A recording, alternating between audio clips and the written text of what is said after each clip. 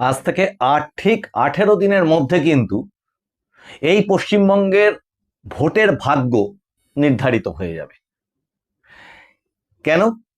আজ থেকে যদি প্রথম দফার ভোট ধরেন তাহলে আর 12 দিন, তার সাথে আর 6 দিন যোগ দিন, 18 দিন, ভোট কমপ্লিট। তারপরে থাকবে নির্বাচনের রেজাল্ট বেরোনো, 4 মে, যেটা নির্ধারিত হয়ে আছে এখনো পর্যন্ত। কিন্তু আপনারা যদি একটা বিশেষ জিনিস খেয়াল করেন তাহলে রাজ্যের বিদায়ী শাসক দলের এই এতদিন পর্যন্ত যা ভোট প্রচার, পুরো ভোট প্রচারটাই নিষ্ফল প্রচার হয়ে গেল। কেন? সেটা নিয়ে ব্যাখ্যায় আসবো। পাশাপাশি এটাও দেখাবো যে মানে একদিন গ্যাপ দিয়ে আজকে প্রধানমন্ত্রী নরেন্দ্র মোদীর আবার 3টে সভা, স্বরাষ্ট্রমন্ত্রীর আবার 3টে সভা, গোটা পশ্চিমবঙ্গ জুড়ে যে ঝড় তুললো, যে কি বলবো, জনসুনামি তৈরি করলো, তার জন্যে প্রধানমন্ত্রীকে যা কখনো প্রায় দেখা যায় না, প্রধানমন্ত্রী সেই কাজটা আজকে করলেন। সেটা কি করলেন সেটাও দেখাবো আজকে। নমস্কার, মানুষের ভাষায় আপনাদের সকলকে স্বাগত। আমি প্রবীর রায়চৌধুরী আপনাদের সাথে। প্রথমে বলি, প্রধানমন্ত্রী নরেন্দ্র মোদী সারা ভারতবর্ষ জুড়ে আজকে থেকে না, বহুদিন থেকে প্রচুর জনসভা করে বেড়ান। কিন্তু তিনি আজকে যে কাজটা করলেন সেটা প্রায় নজিরবিহীন, অভূতপূর্ব। সেটা কি করলেন? এই যে জনজোয়ারটা, প্রথমত উনি হেলিকপ্টারে আসেন, হেলিকপ্টারে আসার সময়ই হেলিকপ্টার যখন নামতে থাকে তখনই কিন্তু খানিকটা কতটা ভিড় কোথায় হয়েছে সেখান থেকে যথেষ্ট দেখা যায়। যারা প্লেন বা হেলিকপ্টারে যাদের ওঠা অভ্যাস আছে এর আগে, তারা আরো ভালো বলতে পারবেন যে জিনিসটা ঠিক কিরকম হয়। কিন্তু তিনি নিজে হেলিপ্যাডে নামবার পর কখনো নিজে থেকে একটা কোনো ইন্টারভিউ দিয়েছেন বা কোনো একটি ভিডিওকে পোস্ট করেছেন, এ প্রায় কোথাও কখনো আজ পর্যন্ত দেখা যায়নি। সেটা কি ভিডিও, সেটাকে দেখুন। मेरे प्यारे देशवासियों, आप मेरे पीछे देख सकते हैं बंगाल का मिजाज क्या है। अभी तो 11, 11:30 बजे और मेरी ये आज के दिन की पहली सभा सिर्फ हेलीपैड पर ही हजारों लोग, नौजवान, माताएं, बहनें, ये दृश्य अद्भुत दृश्य है। चलिए, मुझे पब्लिक मीटिंग में लोग वेट कर रहे हैं, मुझे चलना पड़ेगा। धन्यवाद। এখন এই যে জনজোয়ার, এটা প্রধানমন্ত্রী নরেন্দ্র মোদীর এই অভূতপূর্ব আচরণেই কিন্তু পরিষ্কার। তারপরে জনসভাগুলো যারা টিভিতে দেখছেন, অনেক অনেক টিভি চ্যানেল ঢোক গিলে ইচ্ছা না থাকলেও বাধ্য হচ্ছে দেখাতে, এবং মানে কিছু করার নেই, তার মাঝখানে মাঝখানে বাধ্য হয়ে শাসক দলের কিছু কিছু ক্লিপ ঢুকিয়ে দিচ্ছে যে প্রধানমন্ত্রী এই বললেন, তাকে আক্রমণ করে এরা আবার এই বলল। কিন্তু কিছু করার নেই, এতটাই জনসভার চাপ বা প্লাবন বলা যায়। কিন্তু এটা নিয়ে তো আলোচনা পরে হবে। আগে বলি যে বিদায়ী শাসক দল তৃণমূল কংগ্রেসের দুজন প্রধান ক্যাম্পেইনার যদি ধরা হয় তাহলে এক তো মুখ্যমন্ত্রী মমতা বন্দ্যোপাধ্যায়, বিদায়ী মুখ্যমন্ত্রী মমতা বন্দ্যোপাধ্যায় এবং তাদের দলের সর্বভারতীয় সাধারণ সম্পাদক, এদের যদি মূলত ফোকাস পয়েন্ট হিসেবে ধরা হয়, তাহলে এনারা যে প্রচারটা করছেন সেই প্রচারের মূল বিষয়বস্তুটা আগের এপিসোডগুলোতেই বলেছি, একটা মেজর পার্ট থাকছে মানুষকে ধমকানো, হুমকি দেওয়া ইত্যাদি, এবং এসআইআর নিয়ে একের পর এক লাগাতার মিথ্যাচার, কেন্দ্রীয় প্রকল্পগুলোকে নিজেরা চালু করেছে। এই যেমন আগের দিন রেশন কার্ড সম্পর্কে শুনলাম, নিজেরা সমস্ত চালু করেছে এগুলো বলে মিথ্যাচার করা, এ তো ছিলই আছে। কিন্তু এসআইআর নিয়ে এই যে মিটিংগুলোর একটা দীর্ঘ সময় ব্যয় করতে হচ্ছে কেন? এই এসআইআর এ নাম কেটে দিয়েছে, এসআইআর এ আজকেও শুনলাম এসআইআর এ বিজেপি চক্রান্ত করে সবার নাম কেটে দিয়েছে, একটা নির্দিষ্ট কমিউনিটিকে টার্গেট করে নাম কেটে দিয়েছে, মহিলাদের, বিবাহিত মহিলাদের চিহ্নিত করে করে নাম কেটে দিয়েছে। এটা তো আমি সেই মানে একদম উনি যেদিনকে প্রথম উত্তরবঙ্গে সভা শুরু করেন, শুধু দর্শকবৃন্দ আপনাদেরকে বলেছিলাম যে ওনারা একটা সভা দেখে নিলে সারা মাস জুড়ে উনি কি সভা করবেন সব জানা হয়ে যাবে মোটামুটি। তা সেই ফাটা রেকর্ডই মোটামুটি বাজছে। এবং করতে গিয়ে যেটা হয়েছিল একটা বলা যায় ব্লান্ডার, যেখানে তিনি বলেছিলেন, যেটা আমরা এপিসোডে দেখিয়েছিলাম, যে মিটিংটাতে তিনি হাত তুলতে বলেছেন এবং সবাই হাত তুলে দেখাচ্ছে যে সবাই ডিলিটেড ভোটার।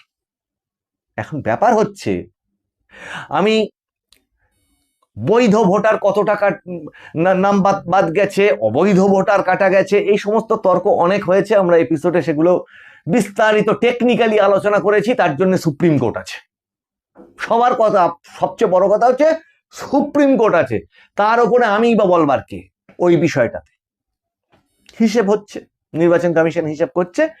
এবং মুখ্য নির্বাচন কমিশনার জ্ঞানেশ কুমার যেটা বলে দিলেন তার সর্বশেষ সাক্ষাৎকারে, সেটা কি, যে যাদের নাম বাদ পড়েছিল তারা একটা কাজ করতে পারতেন, সেটা কি, ফর্ম 6 আবেদন করে তার নিজের তথ্যগুলো দিয়ে আবেদন করে নাম তোলার চেষ্টা করতে পারতেন। যদি সমস্ত বৈধ ডকুমেন্ট হতো তাহলে নাম উঠে যেত। কিন্তু অ্যাডজুডিকেশন প্রসেসের কথা যদি আপনারা বলেন তাহলে সেটা এখন আদালতের হাতে। তাহলে বিষয়টা কি দাঁড়ালো? বিষয়টা এটাই দাঁড়ালো যে পুরো নির্বাচনী এসআইআর প্রসেস নির্বাচন কমিশনের, সেটা যদি ধীর স্থির সুস্থভাবে হতে পারত, স্মুথলি হতে পারত, যেটা ইভেন সুপ্রিম কোর্টও প্রথমবার বলেছিল, তাহলে পুরো সিস্টেমটাই জুডিশিয়ারির মধ্যে যেত না। এই আইনি ব্যবস্থা, হাইকোর্টের প্রধান বিচারপতিকে দায়িত্ব দেওয়া, সমস্ত জেলা জাজদের দিয়ে আন্ডার অ্যাডজুডিকেশন করে দিয়ে সাপ্লিমেন্টারি লিস্টগুলোকে এইভাবে বার করা, এই ব্যাপারগুলো থাকতো না। বড় জোর এটা হতে পারতো, নাম বাদ পড়েছে, হয়তো বিএলও মাধ্যম দিয়ে নির্বাচন কমিশন হয়তো তখন, যেমন আগের ক্ষেত্রে হয়েছে, যে বলতো যে তোমার এই ডকুমেন্টটা নেই, তুমি এই ডকুমেন্টটা নিয়ে হিয়ারিং এ এসো, আর একবার হিয়ারিং এ এসো, আর একবার হিয়ারিং এ এসো, প্রয়োজনে আবার একবার হিয়ারিং এ এসো। কিছুতেই হলো না, ঠিক আছে বাদ পড়েছে, ঠিক আছে বাদ পড়েছে।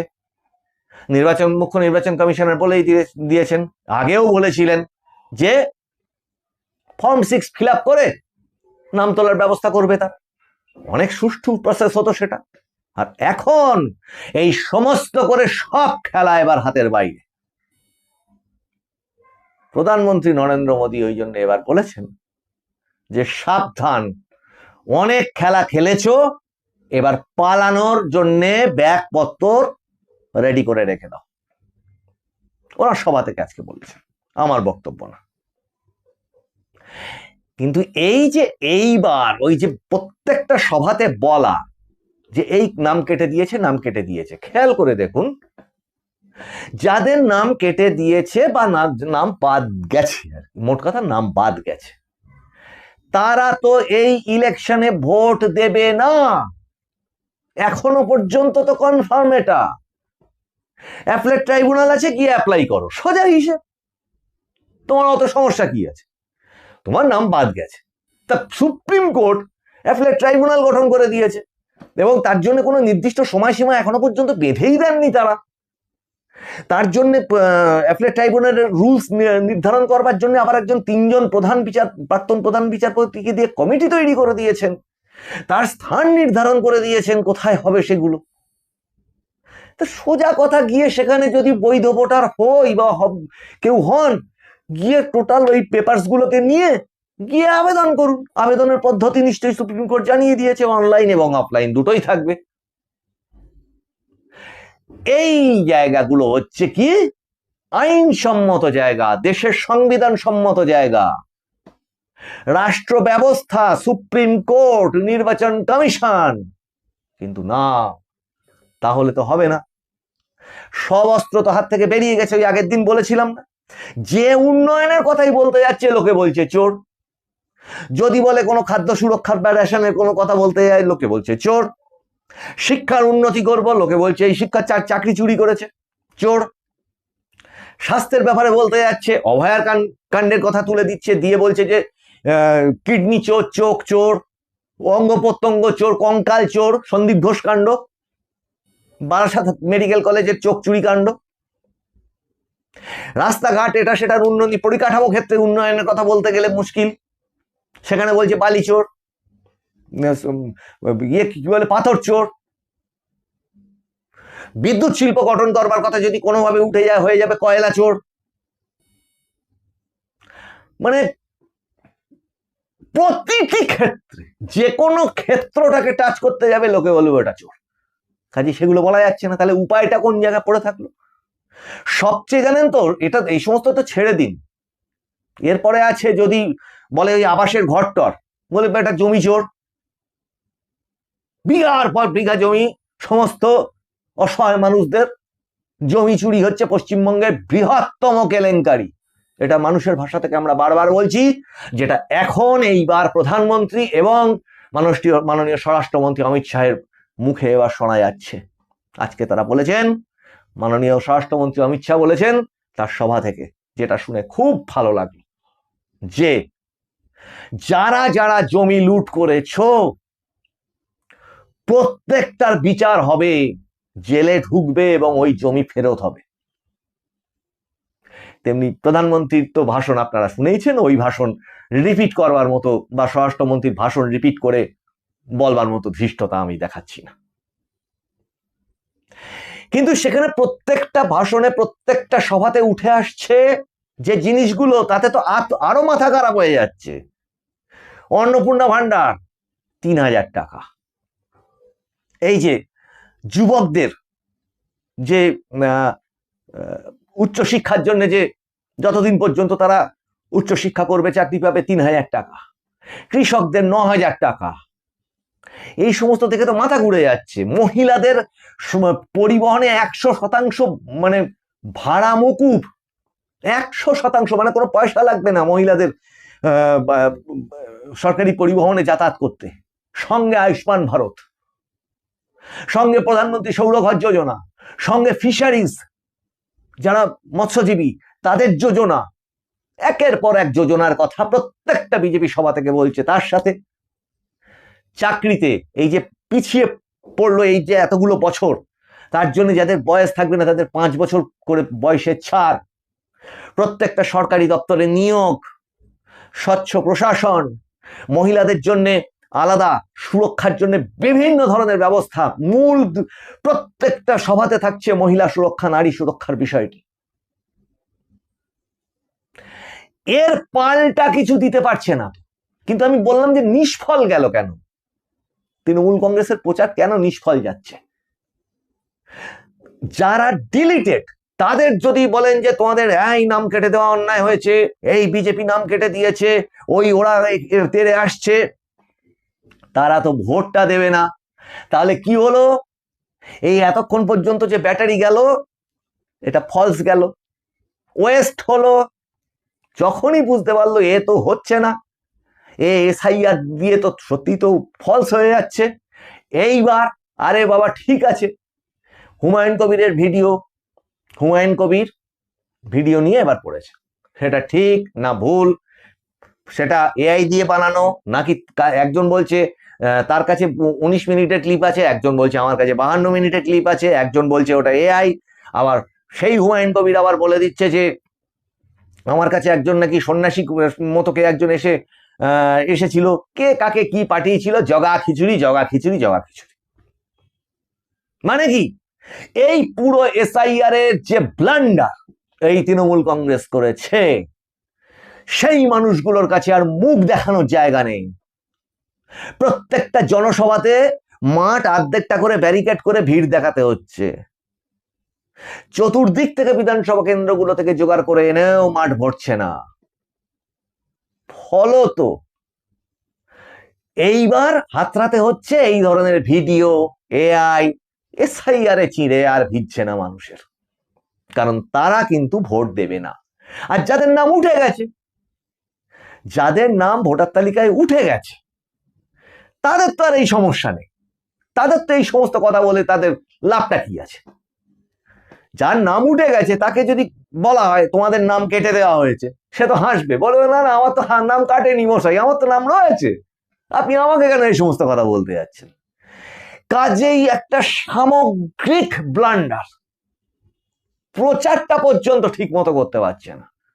আর তার সাথে সুধী দর্শকবৃন্দ, অবশ্যই অনেক তদন্ত বিলম্বিত হয়েছে, অনেক শাস্তি হওয়া উচিত ছিল। চাণক্য নীতি, কৌটিল্য অর্থশাস্ত্রের নীতি বলে চোরকে কখনো প্রশ্রয় দিও না।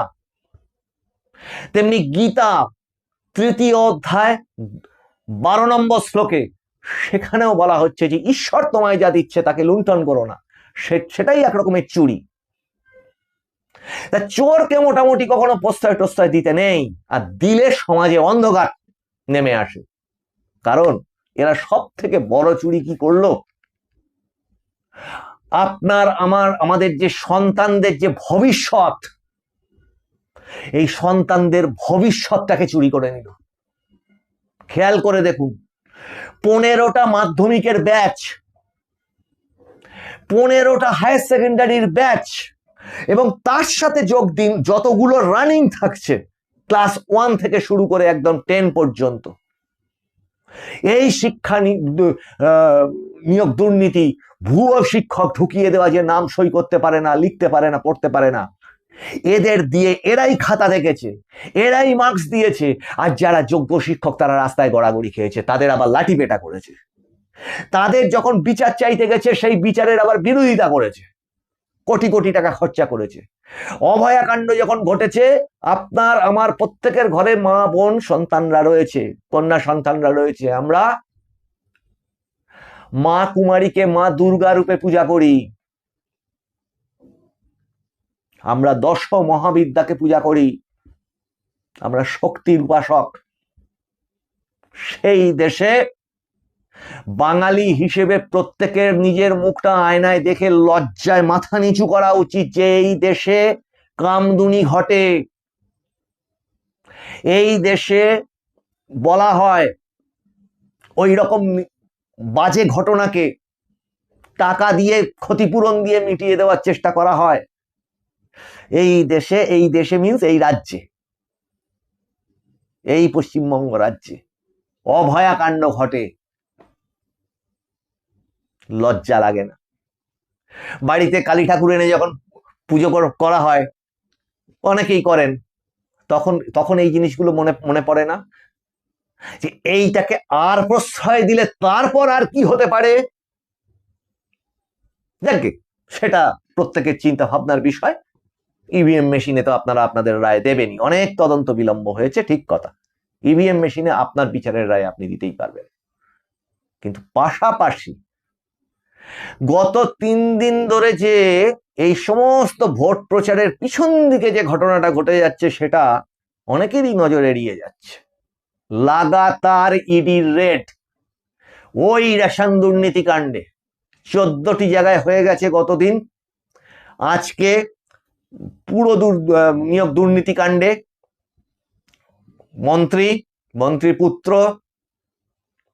একটি না 2জন মন্ত্রী আর একজন মন্ত্রী পুত্র, এবং তার সাথে আগামীতে ওই যে শিক্ষা দুর্নীতির সঙ্গে যেটা ছিল ওটা আরো লেন্দি হতে চলেছে বলে শোনা যাচ্ছে। সেটা হচ্ছে এই পার্থ চ্যাটার্জির বাড়িতে আজকে আবার এডির রেড হয়েছে।